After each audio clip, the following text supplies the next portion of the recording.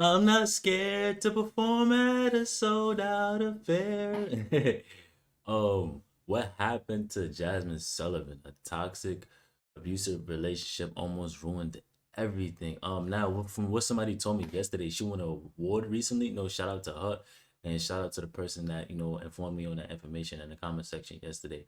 You know, I thank y'all for all the support and love. We've been growing at a decent rate. Only 2 months in now, about to be 3 months. Next month is season three. Um, Make sure y'all binge watch season one, the whole season one, the whole season two if you new. Without further ado, we're gonna get straight into this video.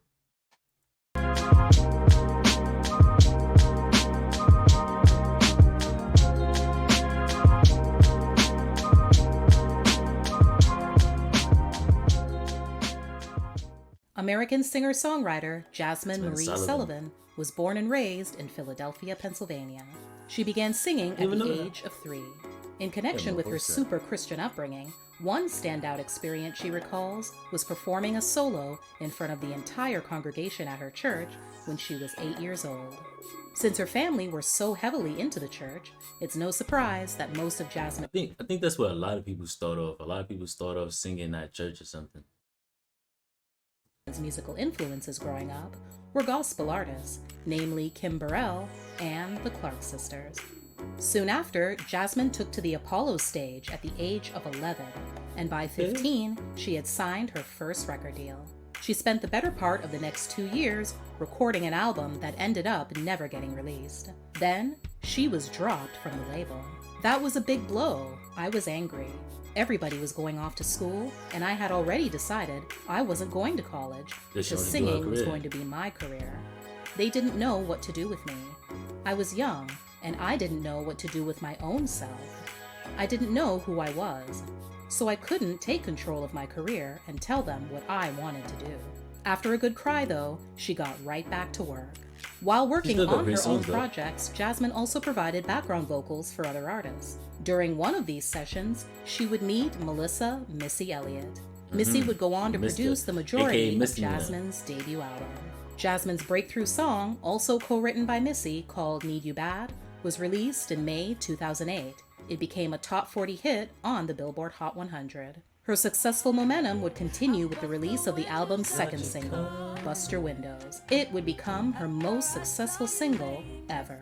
1 week later, her debut album titled Fearless was released. Jazmine still wasn't done. A third single, Lions, Tigers, and Bears, dropped at the end of 2008. It became her third hit in a row and scored another top 10 position. That just made me feel old as hell. That made me feel old as shit. 2008. God damn. On the R&B hip-hop songs chart. 2 years later, her sophomore album, Love Me Back, was released in November 2010. The album's lead single, Holding You Down, Goin' in Circles, released that previous summer, would later be nominated for a Grammy Award for Best Female R&B Vocal Performance. In early December, Billboard honored Jazmine as the Rising Star for 2010. As well as things seemed to be going, though, by January, Jazmine made a shocking declaration via Twitter that confused and concerned many people. I'm making an official announcement that I'm taking a break from music. I'm trying to figure out who I am, without a mic, paper, or pen. I promised myself when it wasn't fun anymore, I wouldn't do it. And here I am. I'm not saying I won't ever sing again in my life, because I don't believe that. But in this moment, right now, I got some things to figure out. The tweets were deleted quickly after, leaving fans to speculate that she had perhaps changed her mind. However, she would, in fact, not be heard from for many years. In 2015, Jazmine finally resurfaced from her 5-year hiatus with her third album, Reality Show. The project was somewhat based on her addiction to watching the television genre during her hiatus, which inspired the title. During her absence from the spotlight, she was also in an abusive and toxic relationship that caused her to lose her love for music. She also felt very alone after leaving her city. So is that what made her tweet that? Family and friends. As she detailed in her The Making of Jazmine Sullivan's reality show series on her YouTube channel, she sunk so low that she considered doing drugs to cope. Damn. Luckily, she decided that wasn't the answer. She ended that chapter of her life and started on the journey to finding herself again. Another issue Jazmine had to deal with was stage fright. Her confidence was shot, and she had developed a phobia of sorts of performing live. She eventually gained the strength to make her way back to the stage on the backs of all her supporters, who missed her and were anxious to see her perform again. Reality show would earn Jazmine 3 Grammy Award nominations. Towards the end of 2019, Jazmine's family was hit with a devastating blow. Her mother was diagnosed with breast cancer. Yeah, The news motivated her definitely family cancer, to band man. together to support her on her journey back to health. lost They too many even good changed people their to eating cancer. habits, going vegan. Jazmine reported that the diet change was not only a great benefit to her mother, but to herself as well, and helped her lose a significant amount of weight. I mean, they say when it comes to cancer, it's just mostly like acid built up in a certain part of the body, and certain, parts of the body no longer working as strong as they once was before. So you gotta go on like an alkaline diet and stuff like that. Jazmine then appeared back on the music scene after 3 years with the song Lost One. Along with the release of the song, there was confirmation of a brand new EP on the way. Jazmine rang in the new year with that EP titled Ho Tales in January 2021.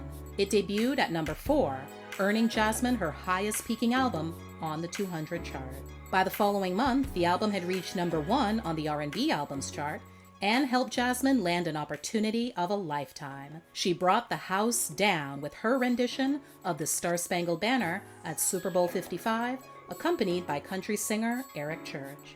Jazmine has accomplished something that many musical artists have tried and failed to do: take long breaks and still come come back. back with music that is critically acclaimed by fans and critics alike. She's also in a much better place romantically. Jazmine and her boyfriend, musician and producer Dave Watson, have been together and seemingly in a happy and healthy union for the last 4 years. In June 2021, Jazmine released Tragic as the lead single off her upcoming 4th studio album. She performed the song at that year's BET Awards and also walked away a winner that night, grabbing the award for Album of the Year. So far, recording on her next album is going well, and fans should look forward to hearing it sooner rather than later. At least according to an interview she did in July with Rolling Stone magazine, where she said that she's become more conscious of how she uses her time and doesn't expect to take as long of a break as she has in the past between projects. Thanks for watching. Please like, share, and comment. Also, don't forget to subscribe and turn on your notifications so you won't miss any future videos. See you next time.